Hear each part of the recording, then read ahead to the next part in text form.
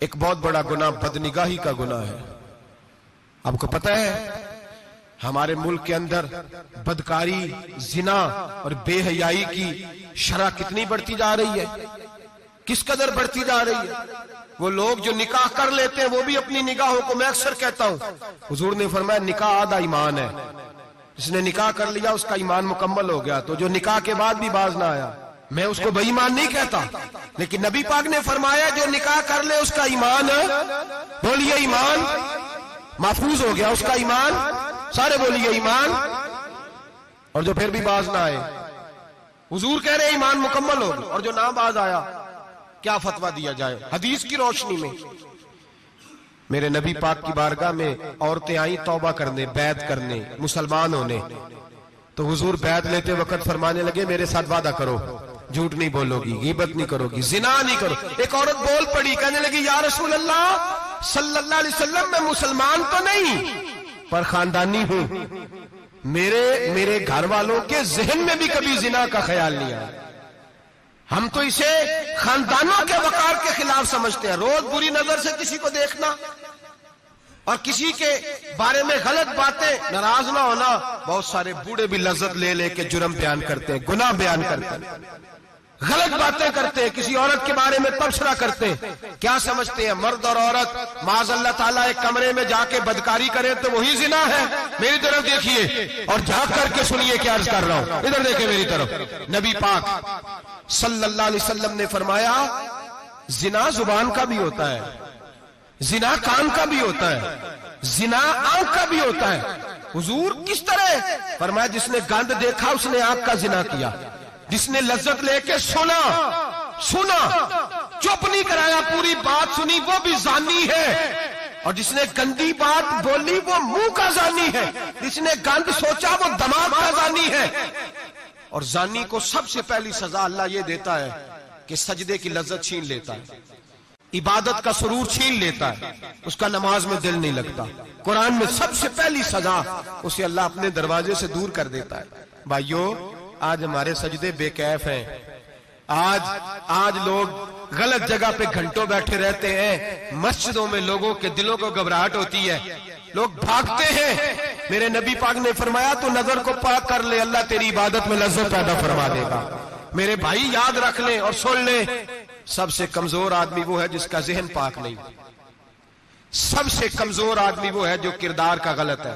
ایک بات میں نے پڑھی، اب یقین کریں میرا دل کرے کہ میں آگ لگا دوں اس عنوان کو جس پہ گندگی لکھی جاتی ہے، ان اخباروں کو، ان چیزوں کو جس پہ گند لوگوں کے دلوں میں.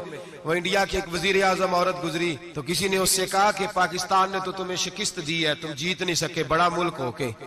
کہنے لگی کوئی بات نہیں، تھوڑا وقت ٹھہر جاؤ، ہم ان پر تہذیبی یلغار کریں گے، ان کے گھروں میں ننگا ناچ کریں گے، یہ گندی تصویریں دیکھیں گے، یہ گند میں الجھ جائیں گے. اور جو قوم گند میں الجھ جایا کرتی ہے وہ پھر کسی سے لڑنے کی طاقت نہیں رکھتی، اس کے اندر ڈٹ جانے کی ہمت نہیں ہوتی، اس کی غیرت کے جنازے نکل جاتے. دل کرتا ہے جل جائے وہ جل جائے جہاں سے برائی پھیلتی، تباہ ہو جائے وہ علاقے جہاں سے گند ہوتا ہے. لوگ گند کی کمائی کھاتے ہیں، گند کی ایکٹروں کے ساتھ کھڑے ہو کے فوٹویں کھچاتے ہیں اور گناہ پہ فخر کرتے ہیں. اور گندے لوگ کہتے ہیں اللہ کا فضل ہے ہم گند پھیلا رہے ہیں، ثم معاذ اللہ. لوگ گناہ پہ فخر کرتے ہیں چوکوں چوراہوں میں.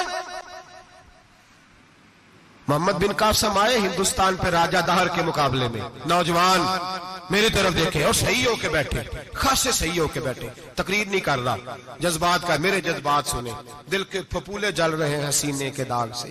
اللہ کی قسم روح کی گہرائی سے بات کر رہا ہوں، وہ بات کر رہا ہوں جو سینہ کہہ رہا ہے کہ پھٹ جائے اور کہنا نہ پڑے. قرآن و حدیث پڑھتے ہیں اور پھر اپنا حال دیکھتے ہیں تو لگتا یہ ہے کہ عذاب قریب آ گیا ہے، لگتا ہے زمین پھٹنے والی ہے، آسمان گرنے والا، لگتا ہے قریب آ گیا سارا کچھ. سمجھے کیا عرض کر یہ بات اگر آپ سمجھ گئے تو قیمت وصول ہو گئی. اس کو سمجھ گئے تو سمجھ لیں آپ کے مزاج کے اندر اللہ نے تبدیلی پیدا کر دی. محمد بن قاسم 18 سال کا جوان، ایک عورت کی عزت پر راجہ دہر ہندو نے حملہ کیا، محمد بن قاسم بچانے آئے. جب ہندوستان آئے فوج تھوڑی تھی، علاقہ تھوڑا تھا، راجہ دہر کی فوج بہت زیادہ، اور پھر اپنا عرب چھوڑ کے یہاں آ کے ہندوستان میں اس کے علاقے میں اس پہ حملہ کرنا، حالات خراب تھے۔ محمد بن قاسم پریشان ہے۔ ایک بزرگ نے دیکھا، کہنے لگے پریشان کی ہو؟ کہنے لگا سوچتا ہوں علاقہ بھی اس کا، فوج بھی اس کی، میرے فوجیوں کو تو رستوں کا بھی نہیں پتا، کیسے جنگ کریں گے، کدھر سے آئیں گے، اور پھر ہمیں زبان بھی نہیں آتی، کیسے کام ہوگا، ڈر رہا ہوں۔ 2-4 دن گزرے تو محمد بن قاسم اشاش بشاش ہو گئے۔ وہ بزرگ کہنے لگے خیر ہے، بڑے مطمئن ہو گئے ہو؟ کہنے لگے بس راجہ دہر ہم سے مقابلہ نہیں کر سکتا، راجہ دہر ہمارے مقابلے میں کھڑا نہیں ہو سکتا، وہ گرا کے گرا، وہ لڑکھڑایا کے لڑکھڑایا، ریزہ ریزہ ہو جائے گا۔ کہا آپ کو کیسے خوشخبری مل گئی؟ کہنے لگے مجھے پتا چلا ہے کہ راجہ دہر ذہن کا گندا ہے، وہ تو چچا کی بیٹی کو نہیں چھوڑتا، ماموں کی بیٹی کو نہیں چھوڑتا، خالہ کی بیٹی کو گندی نظر سے دیکھتا ہے۔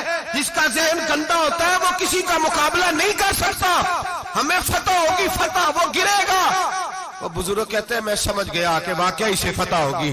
آج کشمیر کیوں آزاد نہیں ہو رہا، فلسطین میں آگ کیوں لگی ہوئی ہے؟ مسلمان جب تک ذہن کا گندا ہے کمزور ہے، جب تک ذہن کا ناپاک ہے کمزور ہے۔ حضرت سعد بن ابی وقاص رضی اللہ تعالیٰ عنہ فرمایا کرتے تھے اللہ مسلمان کی مدد اتنی دیر تک کرتا رہتا ہے جتنی دیر تک مسلمان کا ذہن صاف رہتا ہے، کردار پاک رہتا ہے۔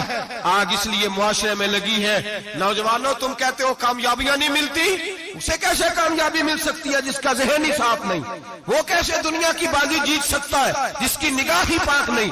وہ کیسے آگے بڑھ سکتا ہے جس کے کردار میں پاکیزگی نہیں؟ اپنے آپ کو پاک کر لو، اللہ ہر مشکل میں تمہاری مدد فرمائے گا، ہر رستے میں تمہاری مدد فرمائے گا۔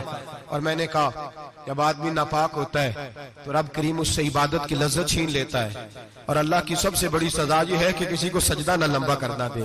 رب کریم سب سے زیادہ اس سے ناراض ہے جس کو قرآن پاک کے کھولنے کی توفیق نہ ہو۔ سب سے زیادہ رب کریم اس شخص سے ناراض ہے جو اللہ کی بارگاہ میں جھکنے کی لذت چھوڑ جائے۔ میرے نبی پاک سید عالم علیہ السلام کے صحابہ لمبی عبادتیں کرتے تھے، لمبی۔ کسی نے کہا تھا روم کے بادشاہ تھے کہ یہ مسلمان فاتح کیوں ہو جاتے ہیں؟ تو اس نے کہا میں نے مولا علی کے زمانے میں جاسوسی کرائی تھی، پتا کیا تھا کہ ہر میدان میں کامیاب کیوں ہوتے ہیں۔ تو کہتے میں نے دیکھا یہ دن کے مجاہد ہوتے ہیں پر رات کے عابد ہوتے ہیں۔